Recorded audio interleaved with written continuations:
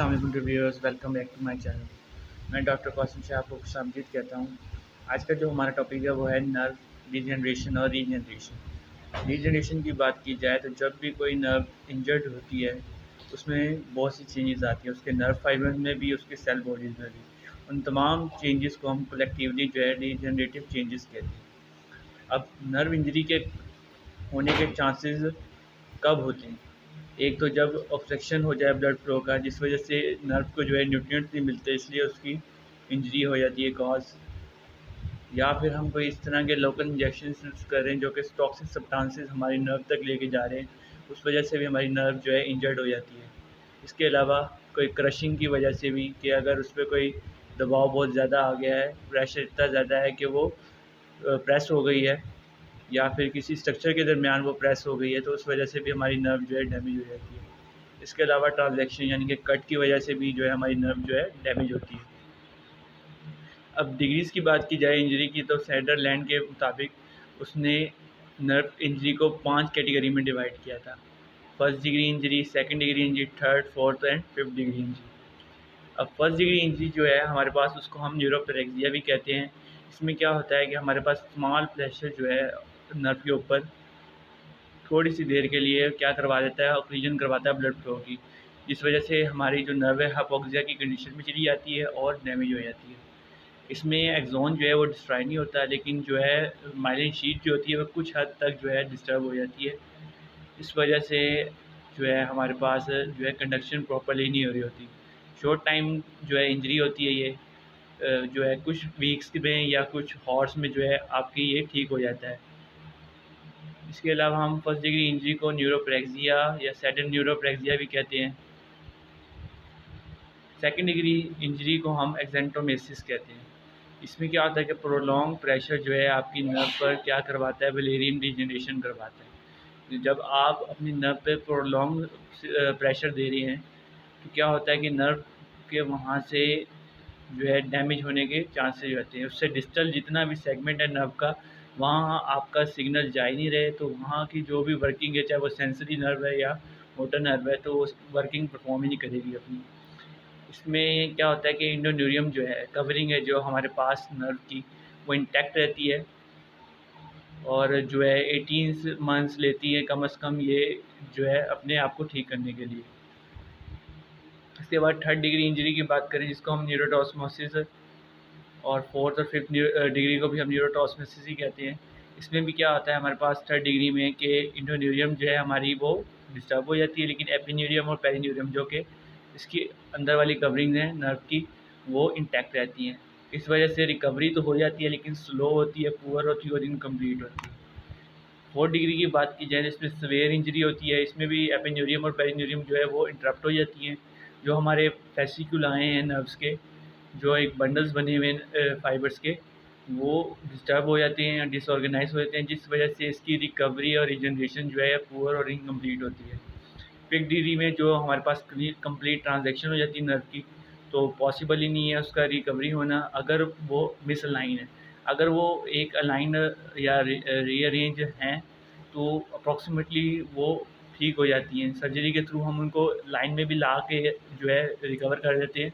लेकिन अगर वो यानी कि सर्जरी नहीं कर रहे हम, कोई भी हम यानी कि इस तरह का जो है मेथड अप्लाई नहीं कर रहे, तो वो रिकवर होना बहुत मुश्किल है और ये बहुत ज़्यादा टाइम लेती है रिकवर होने में।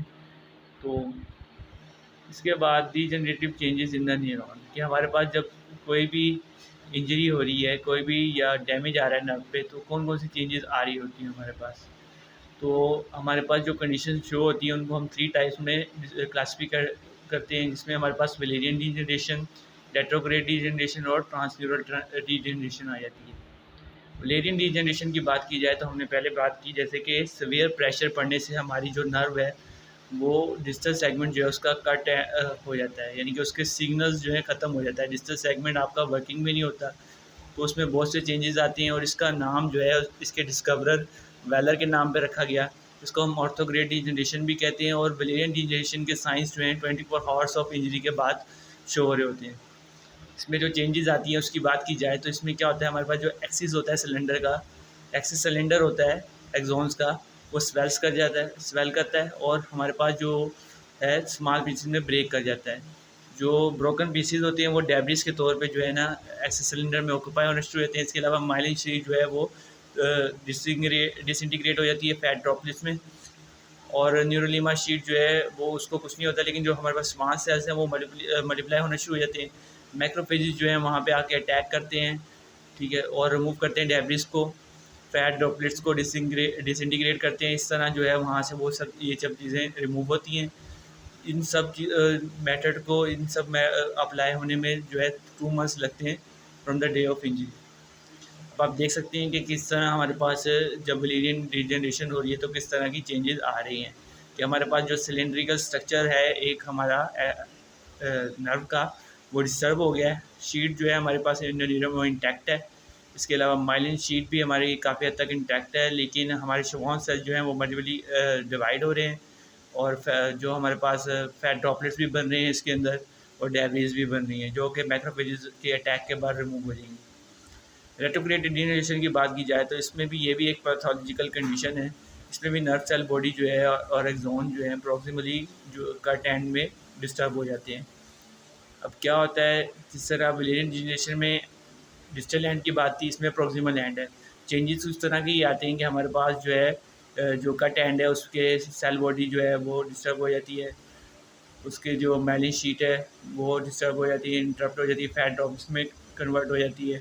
इसके अलावा निसल के न्यूज़ डिसइंटीग्रेट हो जाते हैं, गोल्जी ऑपरेटर डिसइंटीग्रेट हो जाता है, नर्व सेल बॉडी जो है वो स्वेल कर जाती है, जिसकी वजह से एक्यूमुलेशन ऑफ फ्लूइड जो है वहाँ पे होना शुरू हो जाता है।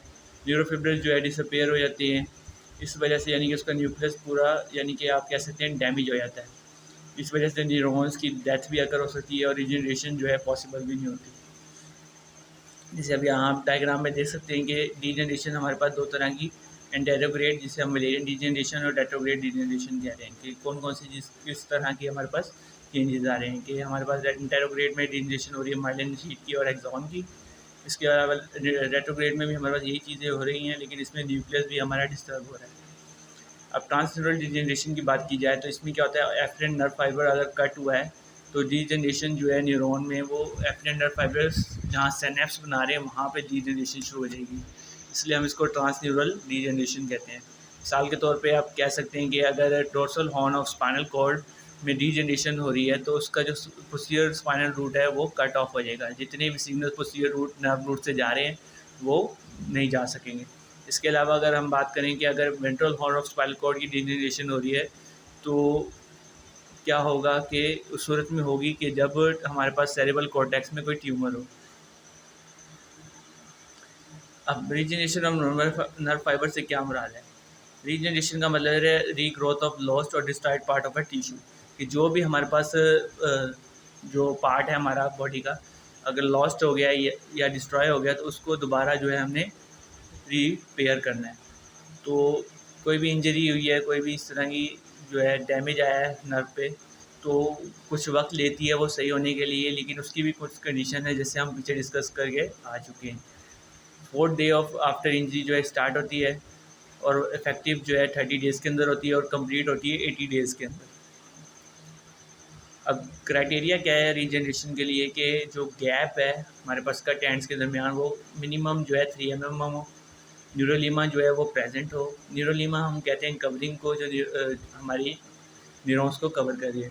इसके अलावा न्यूक्लियस जो है वो इंटैक्ट रहे, उसके जो मटेरियल है न्यूक्लियर मटेरियल है वो डिस्टर्ब ना हो, और जो टो कट एंड्स हैं वो एक सेम लाइन के अंदर रहें, रियल लाइन रहें। इसके अलावा रीजनरेशन उस वक्त तक मुमकिन नहीं है जब तक ये दो एंड जो हैं एक दूसरे से अलग हो जाएं, अगर इनका करीब होना बहुत ज़रूरी है। अब स्टेजेस ऑफ रीजनरेशन की बात की जाए तो सबसे पहले क्या होता है कि हमारे पास पोसिटोपोडिया लाइक सेक्शंस जो हैं ग्रो करती हैं कट एंड में प्रोक्सिमल सेगमेंट से, और ये एक्सटेंशंस करते हुए क्या है फिब्रस और रीजनरेटिव स्पर्ट्स की शक्ल इख्तियार कर जाती हैं। इसके बाद फिब्रस जो है वो डिस्टल कट एंड पे मूव करते हैं, और क्या होता है फिर इस तरह जो है न्यूरोलीमल ट्यूब बनती है हमारे पास डिस्टल एंड में। शवान सेल्स जो हैं वो लाइन अप हो जाती हैं न्यूरोल्यूमा ट्यूब के साथ, और फिब्रस को गाइड करते हैं ट्यूब बनाने के लिए। नर्व ग्रोथ फैक्टर्स जो है वो जनरेट होते हैं शवान सेल से, जो कि अट्रैक्ट हो जाते हैं फिब्रस के साथ फ्रॉम प्रॉक्सिमल सेगमेंट। अब क्या होता है, हमारे पास एक्सिस सिलेंडर जो है फुली इस्टेब्लिश हो जाता है न्यूरल ल्यूबल ट्यूब के अंदर। इसके बाद जो है process completed after 3 months after injury.